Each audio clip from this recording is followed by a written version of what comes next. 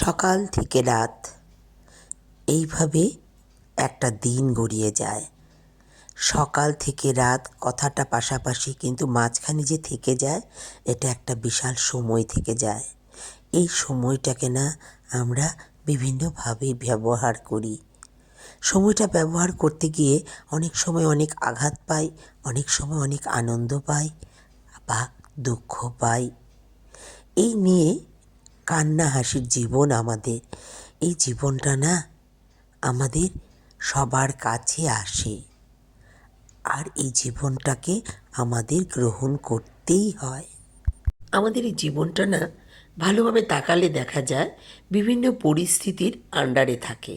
কারণ পরিস্থিতি আমাদেরকে যে জীবন দেবে সেই জীবনটা আমাদের কিন্তু মানতে হবে।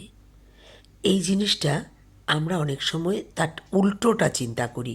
আমরা ভাবি আমি এই কাজটা করেছি, আর এই কাজটা করেছো কারণ তুমি এই পরিস্থিতিতে পড়েছো বলেই তুমি এই কাজটা করেছো। তাই আমরা কিন্তু পরিস্থিতির দ্বারা চালিত।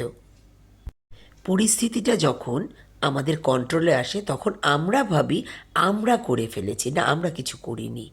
আমরা পরিস্থিতি আমাদেরকে যে যা প্রোভাইড করেছে সেই অনুযায়ী আমরা চলেছি। এটাই কিন্তু জীবনের চলার একটা মূল মন্ত্র। আবার অন্যদিকে তাকালে দেখা যায় যে কোনো একটা পরিস্থিতি উপর আমি একদম নির্ভরশীল হয়ে যাই, শারীরিকভাবে না, মানসিকভাবে। কারণ আমার মনটা কিন্তু আমার কন্ট্রোলে না। কারণ মন এই জিনিসটা না, আমাদের শরীরের অনেক চেঞ্জেস আসে, মনের কিন্তু চেঞ্জেস আসে না। আর এই জন্য এই জিনিসটা না আমাদের সাথে সারা দিন চলে। এমনভাবে চলে যে ঘুমোলেও আমরা যখন মনে মনে যা চিন্তা করি, ঘুমোলেও তা আমরা স্বপ্নে দেখি। তাই মনের এই সংযমটা আমাদের রাখাটা খুব দরকার। সেটাই আমরা পারি না, মনের সংযম। মনোসংযম আমাদেরকে দেহ সংযম দেবে। তাই মনোসংযম আর দেহ সংযমকে একসাথে চালাতে গেলে কি দরকার? ভীষণ পরিমাণে প্র্যাকটিস করা দরকার।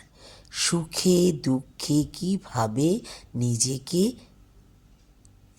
একভাবে চালানো যায়। আর সেটাই আমরা যে তথাকথিত মানুষ নিজেদেরকে অনেক বড় মনে করি না, আমরা পারি না। এটা তাহলে কি করে পারবো? এটা পারতে গেলে আমাদের একমাত্র যেটা জায়গা সেটা হচ্ছে নিজেকে আধ্যাত্মিক পথে নিয়ে যাওয়া। আধ্যাত্মিক পথ মানেই কিন্তু এই কথা না যে শুধু কীর্তন করা কিংবা শুধু পুজো করা।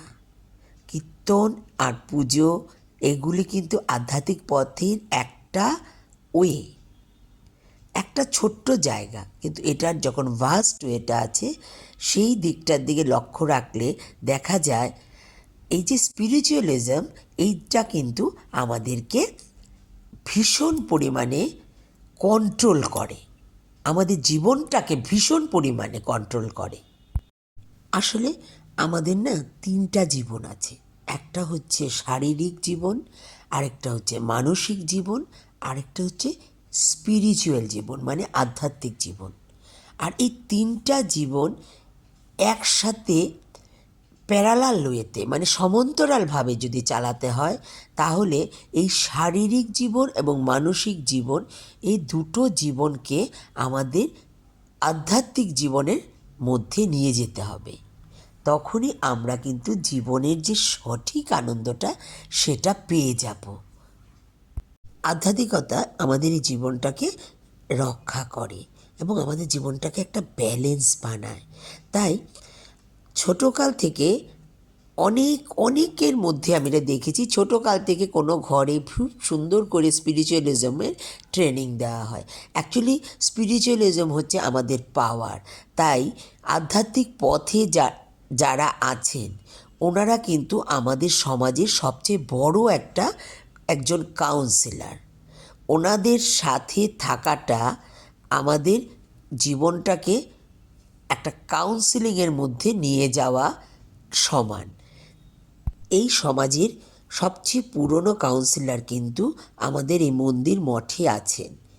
বুদ্ধদেব থেকে শুরু করে বর্তমানে যুগে যদি খুব কাছাকাছি বলি রামকৃষ্ণদেব, সবাই কিন্তু আমাদের জীবনটাকে ওই ব্যালেন্সটা মেনটেন করার জন্য কাজ করে গেছেন। তাই অনেকভাবে আমি চিন্তা করে দেখেছি যে আধ্যাত্মিকতা আমাদের জীবনে একমাত্র কাম্য পথ।